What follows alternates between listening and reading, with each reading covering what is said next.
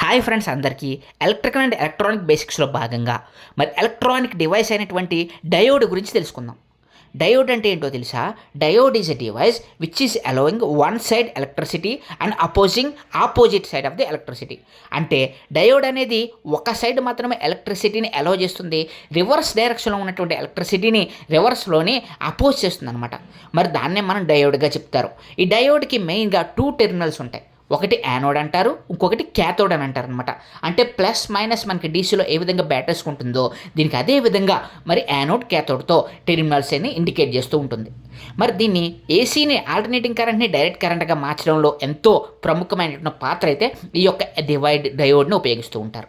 అలాగే డీసీ సిగ్నలింగ్స్లో కూడా ఈ డయోడ్ని అయితే ఉపయోగిస్తారనమాట. ఈ డయోడ్ గురించి మీలో ఎంతమందికి ఈ డయోడ్ గురించి తెలుసు కామెంట్ సెక్షన్లో కామెంట్ చేసి, మీకు మరిన్ని ఇలాంటి ఇంట్రెస్టింగ్ వీడియోస్ ఎలక్ట్రికల్ వీడియోస్ కావాలనుకుంటే మా ఛానల్ సబ్స్క్రైబ్ చేసుకోండి.